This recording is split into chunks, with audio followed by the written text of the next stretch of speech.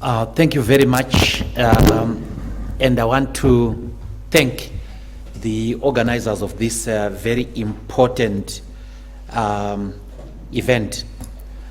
The question that was put to me was that if we were the government, if MDC was running the government, faced with this situation, what would it have done?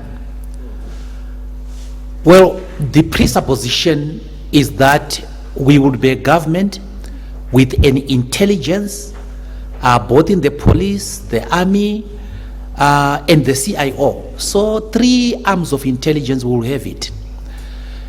And what was clear, what we would have done first is to quickly analyze why this has happened. Quickly, of course, in view of the delicacy of the situation and the emergence of the situation and the agents of the situation, we hopefully would have found that there was a popular discontent. The discontent in this country, the stairway was a popular stairway. Never mind what other elements did during that stairway. But it was popular in the sense that most Zimbabweans identified with it. And a responsible government would have analyzed why. We would have hopefully found that there was very bad situation in the hospitals. Our officials, especially the vice president and the president's wife, had awkwardly handled the issue of the striking doctors. People were losing their loved ones in the hospitals. Hopefully we would have found that. We will also have found out that the situation in the schools was bad. The school fees was expensive, uniforms, books. It was a big thing for the Zimbabweans. We will also have found that the unemployment hitting at around 90% was taking its toll on our young Zimbabweans. We hopefully would have found out that the pronouncements, the irresponsible pronouncement by state officials angered our people. We would have found out that the statements by the deputy president about the doctors in that infamous speech fueled anger on people who were losing their loved ones. We would have found out that this massive increment in petrol prices announced by the head of state, who then left the following morning, angered our people. And it was oppressive to the commuting public. The ripple effect, the simple ripple effect of an increase in the prices of fuel must have been known to our government, what it will cause. We would have known that a person earning $300 and commuting from Chitungwiza was now going to spend, by the executive decision made by the president, was going to pay $260 of that 300 on transport alone. We would have found that the discontent was popular. And we having found that the discontent was popular, and faced with the a public that was angry towards us, the first thing that we would have done is to go to the constitution and deploy the police. The maintenance of law and order is the responsibility of the police. We would not have at the first instance deployed the army, which took over the responsibility of maintaining law and order. We will not have done that. We will have, if the situation demanded, that the army comes as an auxiliary to an overwhelmed police. What we would have done is we would have commanded that army to use other methods other than lethal force. We will certainly not have used live ammunition on unarmed civilians. There are other ways in which you can contain this. Certainly, we will have had to discipline our army at the very first instance and manifestation of the so-called indiscipline. Of course, here I must qualify that the MDC does not think that this is indiscipline. It is actually a disciplined, well-calculated, state-sponsored, state-sanctioned sadistic way of cowing the population. It has been used elsewhere, in Sierra Leone, in Liberia, and so on, where rapes are used to subdue the population. Beatings are used to subdue the population. That violation of human rights, we will certainly not have allowed it, because there was no state of emergency declared. Then the people's rights were still there. There was need to respect the people's rights. Certainly, we will have arrested people, suspects, but we would have arrested them on reasonable suspicion that they had committed crimes. We would not have done what happened in Mavuku, where people were being arrested on the basis of their age. If you were between 15 and 65, you were being arrested. We would not have done that. We would have followed the Criminal Procedure and Evidence Act. You arrest upon the basis of reasonable suspicion. Once those people were arrested, we would have brought into effect the constitutional provisions on the rights of arrested persons. They are entitled to be treated with dignity, not to be treated in an inhuman and degrading manner. There is no need of beating up a prisoner you have arrested. You are not the punisher. You are an executive simply arresting. Certainly, we would not have commandeered magistrates to en masse refuse bail to people who may have deserved it. What we saw was the courts, the people being brought before the courts and being fast-tracked in the courts. Now, I want to explain to you the concept of fast-tracking. Fast-tracking is where the case jumps the queue and is tried as a matter of priority.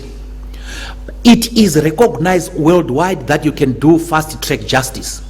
But what you need to do is to ensure that the accused are given the facilities to defend themselves. Now, what happened here was in a typical case where there were 61 accused persons being defended by 3 lawyers, seconded generously by the Zimbabwe Lawyers for Human Rights. The magistrate then said, we want to fast track this case. Sorry, the prosecutor said, we want to fast track this case. And the lawyers said, it is impractical for us to go into court with the 61 people, do justice to them, because we need to interview them. They are now, some of them were saying, giving alibis. An alibi is a defense that I was not there. So they needed to interview people who would confirm those alibis. And they were given 24 hours to do that. We would not have done that. And what makes this suspicious is that 6 courts sitting in different locations made the same judgment to fast track these cases. All the 6 magistrates found in favor of the state that the cases had to be fast tracked. The case with 6 people, 6 accused people, the case with 13 people, the case with 24 people, the case with 61 people, the case with 31 people were all fast tracked. Just like the case with 5 people in Bindura. We would not have done that. We will certainly not have suspended the rights of Zimbabweans to the freedom to association and assembly. And if we had a party that we thought of blaming, like what happened to the MDC, it is the MDC that planned this, it is the MDC that overran the so-called Amaris and so on, we will have given that party the right of reply before the national broadcaster. This did not happen in this particular case. Certainly, we will not have shut down the internet because it was used, or it was disproportionate. So, the right to life, the freedoms of movement, all the individual freedoms were suspended. Zimbabwe was in a de facto state of emergency. If we, for any reason, wanted to suspend or deemed it fit to suspend the Bill of Rights, we would have then formally declared the state of emergency and gone through the rigmarole of declaration of the state of emergency that is in the Constitution. Certainly, if we were the government, we will have fired the Minister of Defense. We will have fired the Minister of Home Affairs. We would fire the Minister of State Security. And we will probably impeach the president. This was uncalled for. Now, coming to the ministry that my learned friend, Mr. Mangwana, is a top official of. The question is, how reliable is the information that comes from those from the state media, and especially the state media, the print and the electronic media? We were told that by the Herald that the army had withdrawn, and in fact, the permanent secretary here is confirming that the army has been withdrawn. We were told by General Nyikayaramba that the army had finished its job and was going in the barracks. But today in Parliament, the Minister of Defense says that the soldiers are still there to maintain law and order. He was faced with a question where a Mwonzora legislator gave an example of soldiers at a primary school, and pupils are now refusing to go to school. And she was talking about the situation today. And then he says, where did you hear that from? The soldiers have not withdrawn. The soldiers are still there maintaining law and order. So whom do we believe? And I'm sure my friend Mr. Mangwana will have to deal with that, the reliability of the information that comes from government. Does the left hand know what the right hand is doing? Then what is Parliament doing? Coincidentally, well, and I did not know that this question was going to be asked here. Today, we in the Senate, we had we had question time, questions without notice, questions with notice. And here is what we did. I questioned the minister responsible, and we have, of course, this questioning is a prelude to what action we are going to take. I questioned the minister that in terms of section 213 that Mr. Mangwana referred to deals with who can deploy. But 214 deals with what the person who has deployed armed forces then does thereafter, immediately. And the section says, once the president has deployed armed forces for any reason in Zimbabwe, he must, without delay, make a report to Parliament on the reasons for his deployment and on the extent of the deployment and on whether the deployment has achieved the results that he deployed the army for. And we have 3 deployments, major deployments that have happened since President Mnangagwa became president. The first one, November 17, 2017, there was a deployment of the armed forces, the so-called Operation Restore Legacy. Number 2 is the infamous 1 August deployment. Number 3 is the pestilential deployment of the army 14 January to date. Up to now, the president has not accounted to Parliament on those deployments. Why is he not doing that? And the answer of the minister was that he is not the president.